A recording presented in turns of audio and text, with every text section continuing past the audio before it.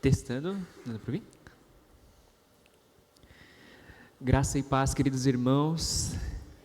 Hoje nós estamos aqui nesse culto chamado Culto à Viva. Semana passada, metade da igreja estava no Adore, né? Vocês puderam perceber. E fomos impactados pelo que aconteceu lá. E queremos que os irmãos hoje também experimentem um pouco disso, do que foi aquele momento em nossas vidas. Agradecemos as orações, o participar junto conosco, por acompanhar as notícias também. E, coincidentemente, cristocidentemente, hoje nós vamos tratar ainda de Efésios, da nossa série em Efésios. E, particularmente, foi para mim a responsabilidade o texto mais negativo dessa carta. Infelizmente, caiu nas minhas mãos o texto mais negativo de Paulo em toda essa escritura em Efésios. Vamos lá ler Efésios 5, 1 a 14. Abram suas Bíblias. Efésios 5, 1 a 14. NVI.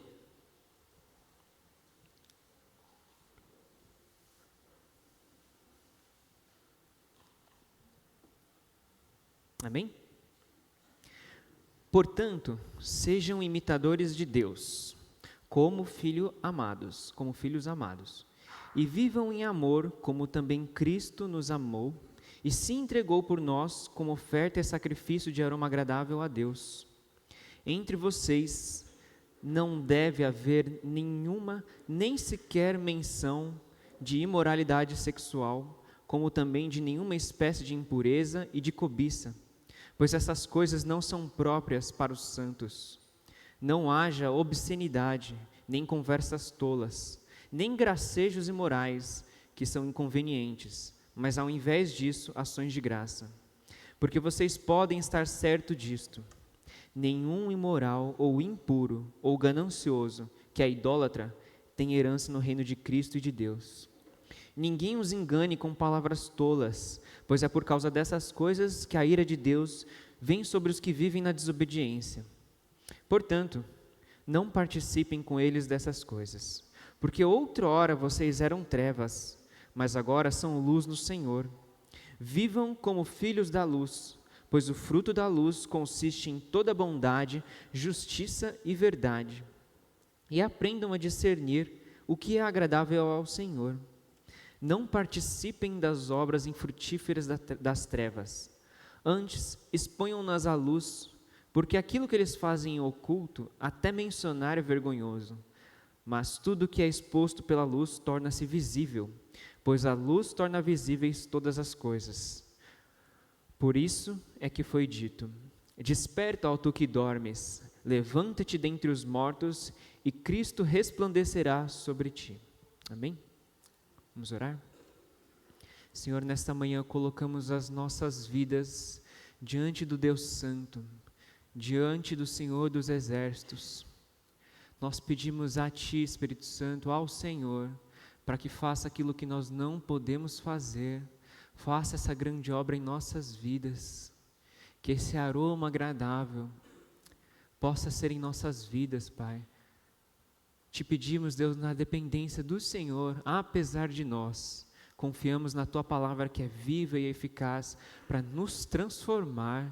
Essa é a nossa oração, Senhor, em nome de Jesus. Amém.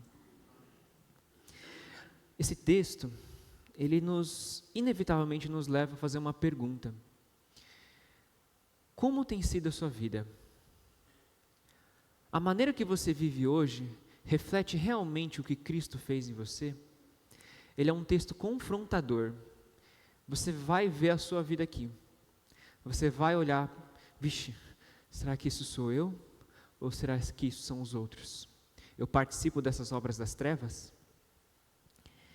E para a gente poder entender um pouco mais a respeito desse texto, eu preciso relembrar vocês que a gente já está desde agosto, né? Desde agosto nessa série, falando sobre Efésios. E preciso relembrar vocês que Éfeso era a segunda maior cidade na época nesse mundo. era por volta de 250 mil habitantes, era uma cidade portuária na Ásia, e era considerada realmente a segunda mais importante de todas. E não era só uma cidade importante nesse sentido. Se vocês pesquisarem alguma vez a estrutura dela, vocês vão ver que ela tinha obras magníficas, assim, como um teatro que poderia caber 25 mil pessoas. Eles também tinham aquele templo da deusa Ártemis, que era considerado o maior sistema maior movimentador da economia da cidade. E eram, com certeza, um centro, como se fosse São Paulo, um centro em que cultura e economia eram efervescentes. E aí, como o Dr. Edson Fujiki lê hoje na Alvorada, em Atos 19, a gente vê como a pregação de Paulo lá começa a confrontar eles e começa a mudar a questão socioeconômica da cidade, começa a mexer com as coisas da cidade. Isso faz um rebuliço todo, porque começa a mexer com a adoração pagã deles, com o ocultismo que eles tinham. E pensa só, uma igreja que começa a surgir, eles precisam entender que eles não têm nada a ver com esses daí. Eles precisam entender, e Paulo vai dar essa orientação a essa igreja, que Paulo se dá o luxo nessa carta de não ter que lidar com nenhuma controvérsia assim na igreja. Mas ele precisa mostrar para esses cristãos em Éfeso que eles não são iguais a esses que eles estão vendo. Imagina só, uma realidade que vocês viram a vida toda, você dizer que aquilo é errado. É isso que Paulo está confrontando. E aí ele diz o seguinte, que o povo de Deus ele é conhecido por algumas características, por serem filhos da luz e filhos amados. Essa é basicamente a estrutura da carta. Primeiro ele fala nos versículos 1 e 2, sejam imitadores de Deus como filhos amados. E na outra parte ele diz, sejam imitadores de Deus como filhos da luz. Mas, para mostrar quem são os filhos da luz, Paulo gasta boas palavras para explicar quem são os filhos das trevas. Por isso eu quero passar um tempo aqui com vocês, nesses versos aqui, que explicam quem são os filhos das trevas. Verso 3 a 6 diz o seguinte, entre vocês não deve haver nem sequer menção de imoralidade sexual, como também nenhuma espécie de impureza e de cobiça. Pois essas coisas não são próprias para os santos. Não haja obscenidade, nem conversas tolas, nem gracejos imorais, que são inconvenientes, mas ao invés disso, ações de graça. Porque vocês podem estar certos disso, nenhum imoral ou impuro ou ganancioso tem herança no reino de Cristo e de Deus. Paulo ele está querendo mostrar o perigo que é imitar os outros. O perigo que é o pecado, o peso dele, o quanto ele é poderoso, o pecado, e o que ele pode fazer em nossas vidas. Ele denuncia que os filhos das trevas praticam isso, imoralidade, impureza, cobiça, obscenidade, conversas tolas, gracejos. Ele denuncia tanto o fazer quanto o falar. E na verdade ele denuncia ainda mais, ele denuncia aquele que tem motivações disso. Ou seja, ele fala ao nosso coração também. Ele fala, você não pode muito menos sentir isso também. Não deve haver menção disso, e muito menos a prática, porque não convém ao povo de Deus, não convém à igreja de Cristo. A palavra aqui para imoralidade é a mesma palavra do grego de porneia, que a gente entende que é a origem da palavra pornografia, que aqui significa qualquer ato sexual ilícito fora do casamento, tipos de incesto, adultério, prostituição, atividade homossexual. Ele mostra o poder aqui que o pecado tem. E no verso 5, meus queridos irmãos, assim diz o Senhor à igreja do Bosque. Se você continua na prática de algum desses pecados e não se arrepende, a ira de Deus está sobre a sua vida. A ira de Deus cai sobre a vida de todo aquele que é desobediente à lei de Deus.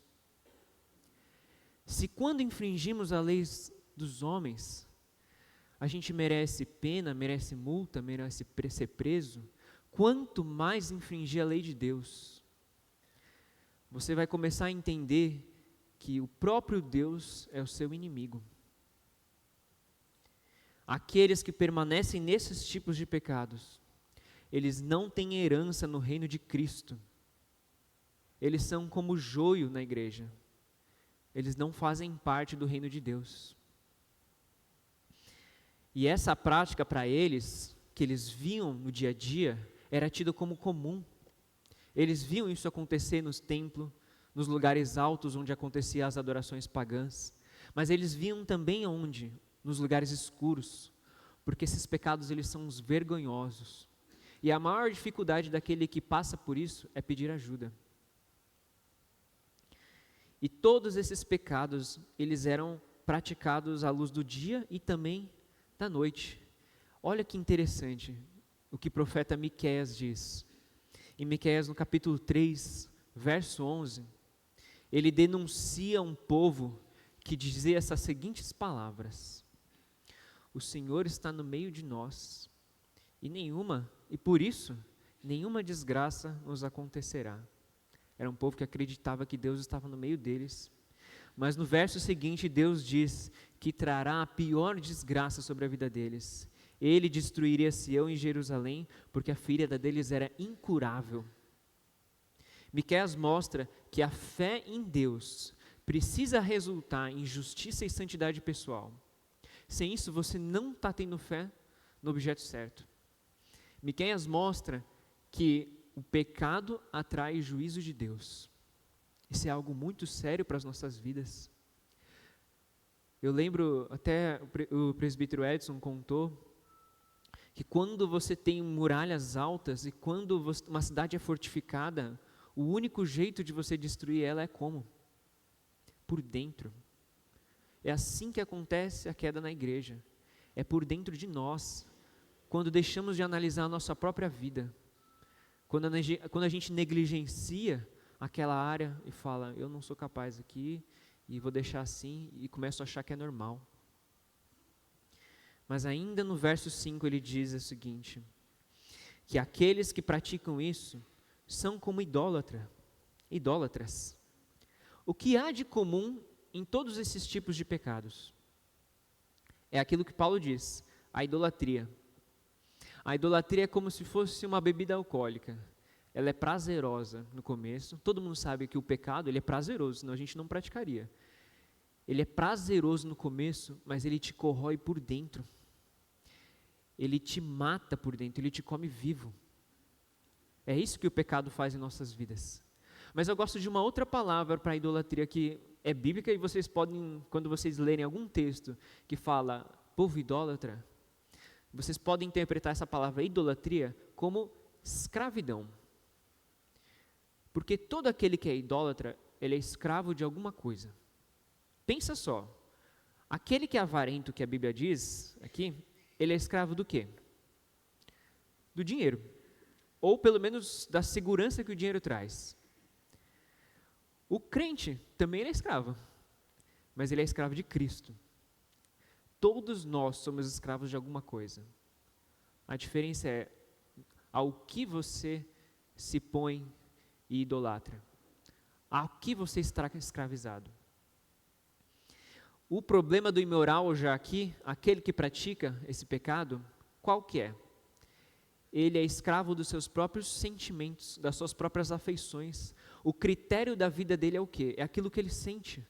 Então, se ele sente que ele não é homem, ou se ele sente que ele é mulher, ou se ele sente tal coisa ou tal coisa, ele vai ser escravo disso eternamente.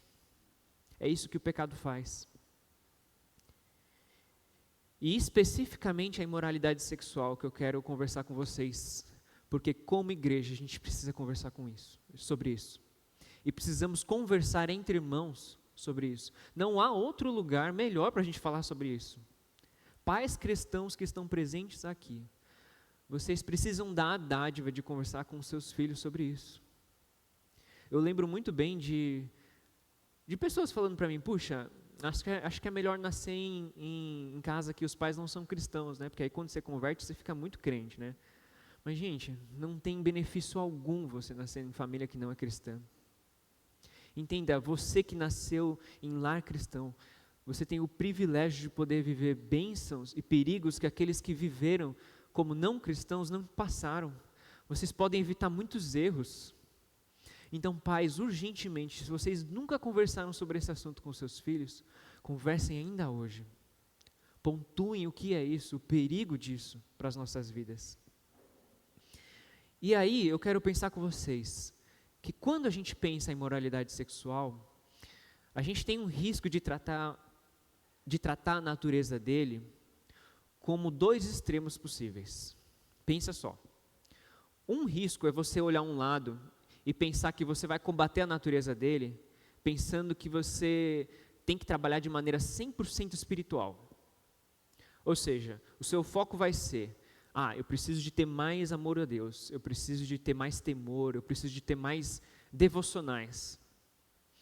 E a gente sabe que realmente a origem, com certeza, vem do nosso pecado. Mas existe uma segunda maneira, um outro extremo, que é você achar que por algum esforço humano você vai vencer ele. Ou seja, você pode analisar ele tanto de maneira 100% espiritual ou quanto 100% carnal. E a segunda maneira você vai pensar, puxa, se eu deixar de usar a internet e parar de ver pessoas e me isolar no meu mundo, esse problema está acabado. Isso vai ser resolvido. E aqueles que passam por isso sabem que não dá para resolver dessa maneira. E aí o problema de você pensar da primeira maneira é que quando você cai em pecado, você vai se martirizar por dentro. Você vai pensar, puxa, como eu não amo a Deus. Como é falta de vida devocional. Como eu não sou espiritual. E você vai se achar espiritualmente insuficiente. E o problema do segundo é você achar que por uma mudança de hábitos e por você privar dessas sensações que são boas, creiam, Deus fez nós seres humanos capazes de sentir prazer. Então, se Ele permitiu que a gente sentisse prazer, é porque Ele quer que a gente sinta prazer. E aquele que pensa que ele pode lidar dessa maneira humana, ele vai colher no futuro, talvez, um casamento que ele acha isso pecado. Quando, na verdade, ele pode fazer. Ele deve fazer no casamento. A diferença é que existe a condição e o momento certo para esses prazeres na vida. E a Bíblia vai dizer isso, que isso é próprio ao casamento. Então, um extremo é você se martirizar por dentro por não se achar espiritual, e o outro é você achar que algum esforço humano de se privar de sensações que Deus quer que você tenha, que algum desses dois vai ser a solução da sua vida. Mas Paulo corrige aqui as duas interpretações dessa natureza. Vamos dar uma olhada. Primeiro, ele diz no verso 8: porque outrora vocês eram trevas, mas agora são filhos da luz no Senhor, ou são luz no Senhor. O primeiro ponto eu quero que vocês entendam, que Paulo diz que a nossa condição é que nós éramos trevas. Confissões, vocês já leram alguma vez esse livro chamado Confissões do Agostinho? É uma das obras-primas dele, assim. É uma obra que foi escrita lá no século IV, e que Agostinho, como um grande teólogo e filósofo, ele mudou a maneira de escrever em literatura em todos os sentidos. É uma obra incrível para a época. E ele é realmente como uma Confissões. Se você for ler o livro de Confissões, ele é como Confissões de Agostinho, com as fases da vida dele. E ele era um cara que, por mais que a gente ouça, puxa, como ele foi um dos grandes pais da igreja ali na era primitiva, a gente vai ver que a vida dele foi marcada por grandes problemas na área sexual. Mas no capítulo 2 do livro dele, ele diz uma coisa muito não parecida com isso que ele passava, mas com um grande problema que ele passou na vida, que acho que foi o cume da vida dele de problema. Ele se destina a falar sobre o grande pecado que ele cometeu, o pecado de ter roubado peras numa propriedade vizinha. E ele diz o seguinte: no entanto, eu quis furtar, e furtei, levado não pela fome, nem pela pobreza, mas por uma abundância de bem-estar e uma fartura de iniquidade. Agostinho confessa aqui que ele roubou unicamente por um motivo, por dois motivos: por uma abundância de bem-estar e porque ele era mau, ele era inteiramente ruim. Essa é a essência dele. E o grande arrependimento para esse tipo de pecado é você constatar isso. É isso que Deus espera do seu povo. Deus não espera que você somente pare de pecar. Deus espera que você, a partir desse pecado, dessa queda sua, você constate que você é ruim. Porque, olha só, é na abundância de bem-estar que nós normalmente esquecemos de Deus, não é verdade? Quando a gente volta de um adore, quando a gente volta de um shalom, de um projeto missionário, daquela êxtase da experiência com Deus, a gente volta para casa e enxerga a maldade do nosso coração nesse momento. Porque não tem impedimento para a gente cair. Todos nós aqui, adulto, criança, idoso, todos nós estamos propensos a cair nesse pecado. Assim como Caim foi orientado por Deus. Saiba que o pecado o ameaça à porta. Ele deseja conquistá-lo, mas você deve dominá-lo. A gente vê quantas notícias, aqueles que acompanham as notícias do mundo gospel, nem precisa aparecer no mundo gospel, aparece em qualquer noticiário quando a coisa é ruim, né? Quantos homens de Deus, mulheres de Deus caíram nisso. E a nossa atitude, quando a gente percebe que nós somos trevas, é que quando a gente olha para esse noticiário, a gente tem que constatar uma coisa: podia ser eu. Eu podia ser essa pessoa. Se não me faltassem oportunidades, eu cairia dessa mesma maneira. A nossa postura tem que ser essa, porque quando a gente conhece os nossos limites, as nossas fraquezas, onde a gente pode cair, a gente chispa dessas coisas, a gente foge, a gente evita a todo custo, como José fez, a gente corre dele. Para a maioria dos homens aqui, a batalha não é já no coração, mas às vezes é com os olhos. Parece que são palavras muito fortes aqui, né? Como assim eu sou tão ruim assim? Será que eu sou mesmo ruim? Coloque-se à prova disso. Examine o seu coração para ver quantas vezes você não era propenso a pegar e cair em pecado, seja em qualquer tipo for. E para a nossa cultura, especialmente no Bosque ou em São Paulo, eu quero que vocês percebam que a nossa cultura vai nos dizer que nós somos pessoas boas. Não só ela, mas percebam, existem algumas profissões perigosas no nosso meio. Por exemplo, pastor, médico, enfermeiro, especialmente profissões que lidam com pessoas.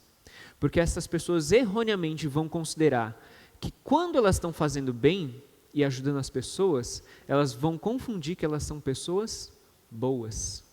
E nessas horas é a grande cilada. Na mesma maneira, então, como a gente fica vítima daquilo que a gente faz de bom, achando que somos pessoas boas, aqueles que têm esse mesmo coração vão entender que aquilo que eles fazem de mal, eles são o pecado dele. Mas o que Cristo faz é mostrar que você não é o seu diploma e você não é o seu pecado. Você não é a pornografia. Você não é a imoralidade. Você não é o seu erro. É isso que Cristo corrige em sua vida. E o segundo ponto que Paulo traz aqui é entender a herança que nós temos em Deus. Olha só aquilo que ele diz: que nenhum imoral, nenhum idólatra tem herança no reino de Cristo. Então a característica daqueles que são salvos, que foram alcançados pela luz de Cristo, é serem herdeiros. No livro de C.S. Lewis chamado O Peso da Glória, ele diz num capítulo o seguinte, eu vou tentar explicar aqui para vocês.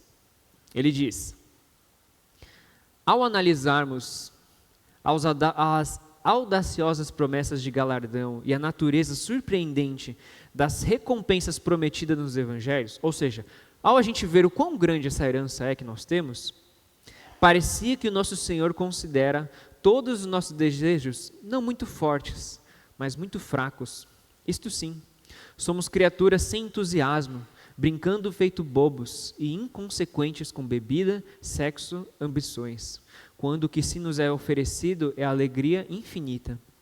Agimos como uma criança sem noção, que prefere continuar fazendo bolinhos de lama num cortiço, porque não consegue imaginar o que significa a dádiva de um fim de semana na praia. Muito facilmente nós nos contentamos com pouco. O que Lewis está dizendo aqui, igreja, aguente mais um pouco. Aguenta mais um pouco, porque o nosso tempo aqui na Terra, ele é pequenininho comparado à infinidade que nós teremos. Quando nós estivermos na eternidade, tudo aquilo que a gente viveu aqui na Terra vai ser um mero estalar. Mas, infelizmente, aquilo que você fez nesse pouco tempo que você tem aqui, vai determinar as consequências do que você viverá a eternidade inteira. O que Lewis está dizendo aqui, aguarda mais um pouco, porque se você experimentar só um pouquinho, ou orar a Deus para que você entenda mais da realidade do que há de vir, você vai começar a abrir mão de todos os prazeres dessa vida, porque esses prazeres não são nada diante daquilo que vocês vão receber em Cristo. E aí ele volta aqui para a estrutura, né? Perceba aqui, que apesar da gente constatar a nossa natureza, a natureza desse pecado, isso não é o suficiente para mudar a nossa condição de idólatras. Por isso ele traz uma solução, algo mais profundo, algo mais cirúrgico, algo mais agradável, excelente. Paulo mostra aqui num hino cristão que não era muito conhecido. Ele mostra aqui no último versículo. Não é um texto da Bíblia, mas provavelmente é um hinário, que ele diz: Desperta, ó tu que dormes, levanta-te dentre os mortos, e Cristo resplandecerá sobre ti. Olha só, desperta, ou seja, a pessoa está morta, ó tu que dormes, e levanta-te dentre os mortos, e Cristo vai mostrar a sua luz sobre você. Ele basicamente nos mostra uma condição. Se vocês não entenderam nada da mensagem até aqui, eu quero que vocês entendam essa frase, essa sentença, o significado desse texto, desse versículo. Paulo está dizendo o seguinte, presta atenção: tornar-se cristão é a mesma coisa que ressuscitar. Ou seja, é um milagre. Não tem como você fazer isso. O cristianismo é a única religião que, se você escolher fazer, você nunca vai conseguir. É a única religião que o próprio Deus vem atrás de você. Não tem como mérito humano conseguir fazer isso. O que Paulo está dizendo, tornar-se cristão, é a mesma coisa que você sair da morte para a vida, você nascer de novo. É um milagre. E agora eu te pergunto, se você entendeu isso, por que você acha que a santificação é diferente? Por que você acha que você tenta resolver esse problema da sua vida com as suas próprias forças? Qual parte do cristianismo você não entendeu que não tem mérito humano? Se a salvação vem através de Cristo e unicamente através dele, a santificação vem da mesma maneira. É um processo que o próprio Deus faz no seu coração. Por isso não há mérito nosso na santificação. Não há orgulho nisso. Na verdade, quando nós olhamos a postura de alguém salvo, é a postura de alguém humilde. É isso que Cristo faz. Quando Ele nos alcança, a primeira reação de corações alcançados são corações quebrantados, corações humildes. Há quanto tempo você já esqueceu disso? E aí Ele corrige as nossas duas identidades que eu quero que vocês percebam nesse texto. Primeiro, e aí eu vou inverter a ordem do texto aqui, que diz primeiro no versículo 1 e 2 que eles são filhos amados, e no 8 diz que são filhos da luz. Como filhos da luz, existe uma característica disso. Assim como a gente vê que a luz, ela retira a escuridão, quando nós olhamos a luz, não há escuridão, é uma questão de extremos, é impossível. Mas a luz, ela revela a escuridão. Se a gente não tem luz aqui, a gente não tem sombra, correto? Agora, a vida de um cristão, quando ele é luz, ele inevitavelmente expõe as obras das trevas. Por quê? A situação é mais ou menos como o Sol e a Lua, uma explicação bem simples. Quando a gente vê o satélite, que é a Lua, a gente vê que ela não tem luz própria. Mas quem tem luz de verdade é o próprio Sol. Então a gente enxerga a Lua porque a gente vê o reflexo ou pelo menos a luz do Sol que está refletindo nela, correto? É esse exemplo que Paulo está dando aqui. A nossa luz é a luz de Cristo. É para ela que a gente tem que apontar. Só que ele usa essa característica, esse termo, não só para isso, mas para mostrar que os filhos da luz, eles sabem discernir aquilo que é agradável ao Senhor. Justamente porque eles expõem e sabem entender o que agrada a Deus, quais são as obras que realmente trazem alegria ao Senhor, que é a justiça, a bondade e a verdade.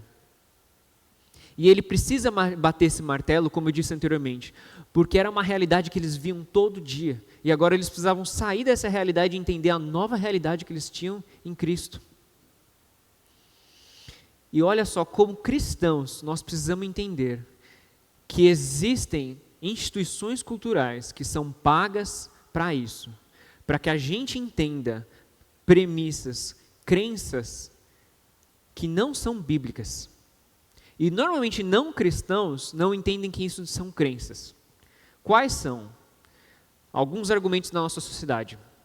Seja fiel a si mesmo, corra atrás da felicidade e não abra mão dela. Você deve ter liberdade de viver como quiser, desde que não prejudique os outros.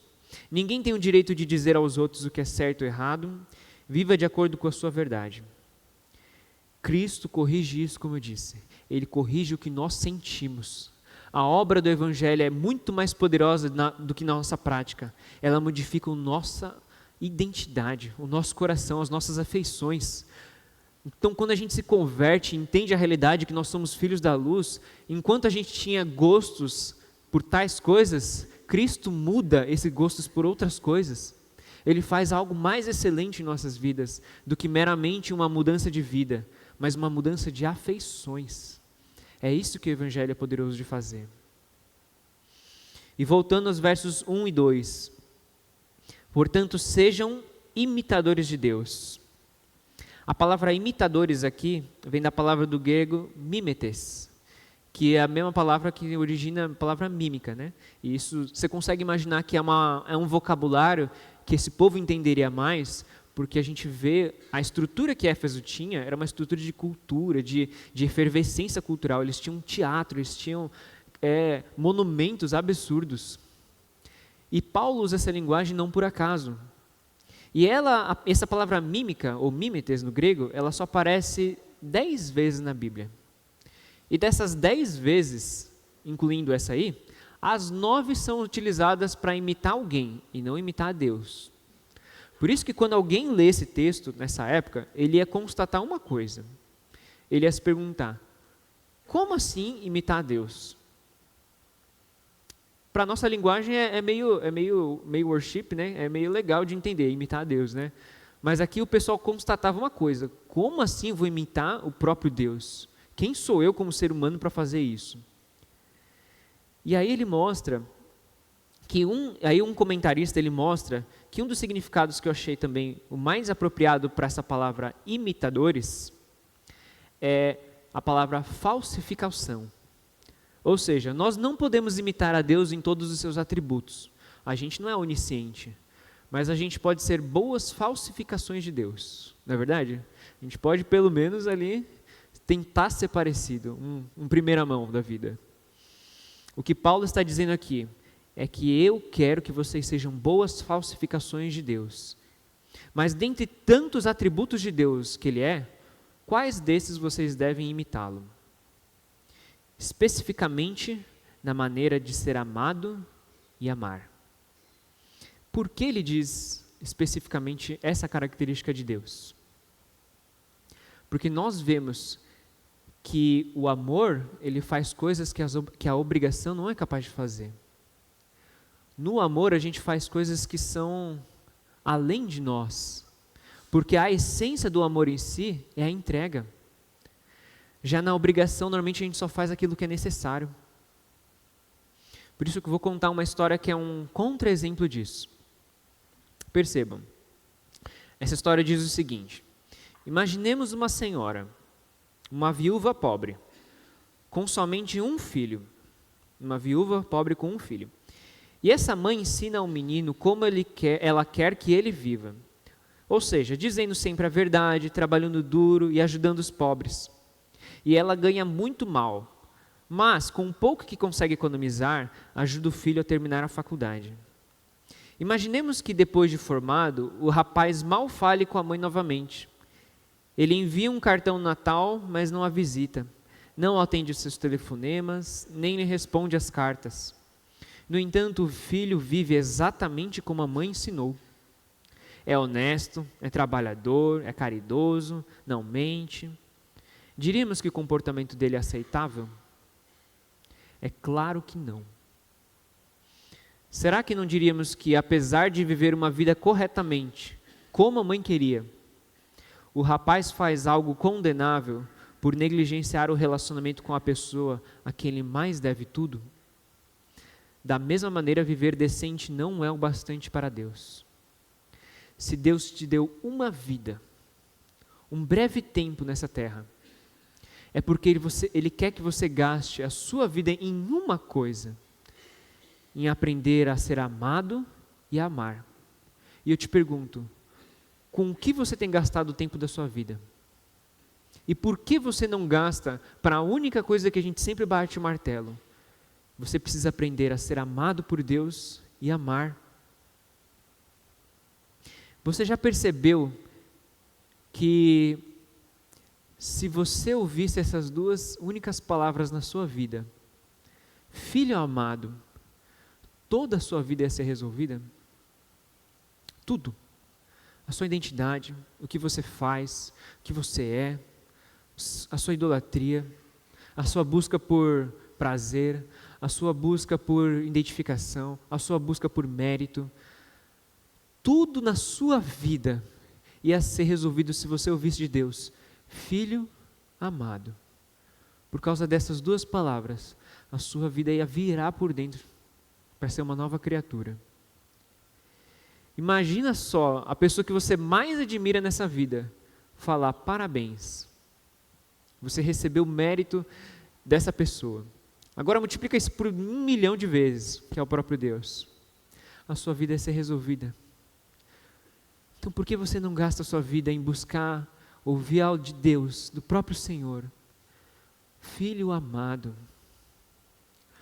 Alguns dizem que, um teólogo diz que quando a gente chegar no céu, vai ser como se Deus desse um tapinha nas costas e falasse, parabéns. Só isso. Esse é o nosso grande desejo do nosso coração. É por isso, gente, também, nada a ver com o assunto, mas é por isso que as pessoas vão para missões, porque elas querem encontrar essa resposta, elas querem ouvir do próprio Deus. Se tem algum lugar que você quer ouvir essa resposta, é onde Deus está atuando, é onde Deus está agindo.